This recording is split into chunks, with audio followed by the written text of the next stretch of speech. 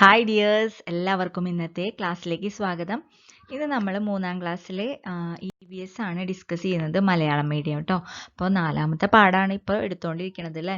വൃത്തി നമ്മുടെ ശക്തി എന്നാണ് ഈ പാഠത്തിൻ്റെ പേര്. അപ്പോൾ ഈ ഒരു പിക്ചർ നോക്കൂ. ഈ ഒരു ചിത്രത്തിൽ നിങ്ങൾക്ക് എന്താണ് കാണുന്നത്? നല്ല വൃത്തിയുള്ളൊരു സ്ഥലമാണ് അല്ലേ, നല്ല വൃത്തിയുള്ളൊരു ഗ്രാമം. നമുക്ക് അടുത്ത അപ്പം എന്താണ് ഇവർ പറയുന്നത് നോക്കാം. എലിയമ്മാവ, എങ്ങോട്ടാ യാത്ര? ഞാൻ ഈ നാട് വിട്ടു പോവുകയാ കൊതുകച്ച. എന്തു പറ്റി?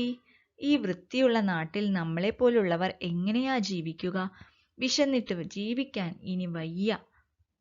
ശരിയാ, മുട്ടയിടാൻ കെട്ടിക്കിടക്കുന്ന ഒരു തുള്ളി വെള്ളം പോലും കാണാനില്ല. ജീവിക്കാനുള്ള പ്രയാസം കൊണ്ട് ചങ്ങാതിമാരൊക്കെ നാട് വിട്ടു. ഞാനും കൂടെ പോരട്ടെ? എൻ്റെ കാര്യവും കഷ്ടമാ, ഞാനും വരാം, മണിയൻ ഈച്ചയും ഒപ്പം കൂടി. അപ്പം ഇവരെല്ലാവരും കൂടിയിട്ട് എന്താണ് ചെയ്യുന്നത്? ഈ നാട് വിട്ടു പോവാണല്ലേ. കാരണം എന്താ? ഇവർക്ക് ഇവിടെ ജീവിക്കാൻ ഒരു സ്ഥലമില്ല, അതുകൊണ്ട് ഇവർ നാട് വിട്ടു പോവാണ്.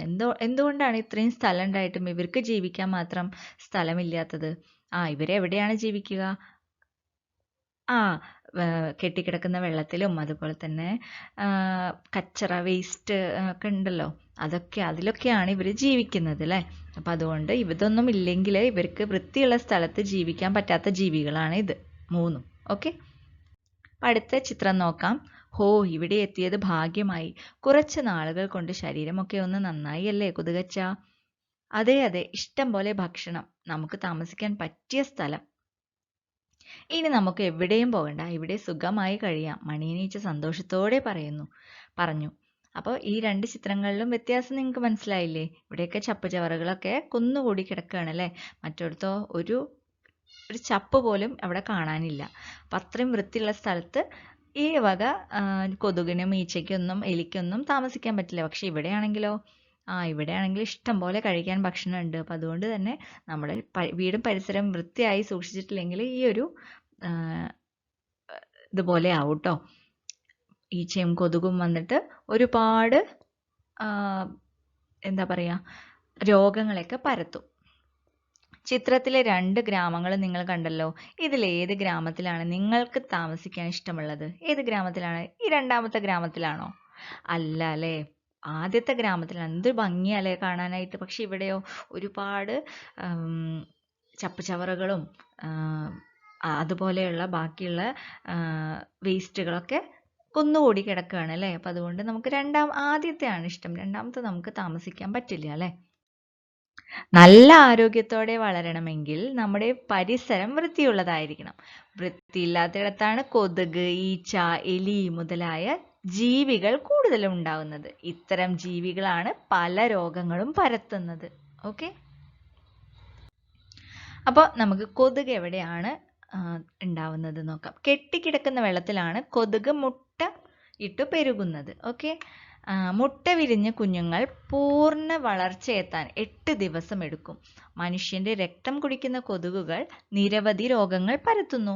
ഏതൊക്കെ രോഗങ്ങളാണ്? മലേറിയ, ഡെങ്കിപ്പനി, ചിക്കൻ ഗുനിയ തുടങ്ങിയവയാണ് കൊതുക് പരത്തുന്ന രോഗങ്ങൾ. ഓക്കെ, അപ്പോൾ നിങ്ങൾക്ക് ഒരു തിരിച്ചറിയൽ കാർഡ് ഉണ്ടാക്കാൻ പറഞ്ഞിട്ടില്ലേ? അപ്പോൾ ഇതിൽ നിന്നുള്ള കാര്യങ്ങൾ വേണം എടുത്തെഴുതാനായിട്ട് കേട്ടോ. ഇതൊന്നും നിങ്ങൾക്ക് എടുത്തെഴുതാം കേട്ടോ.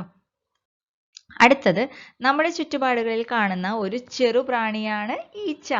മലിനമായ സ്ഥലങ്ങളിലും ചീഞ്ഞ വസ്തുക്കളിലും ഈ ജീവിയെ കാണാം.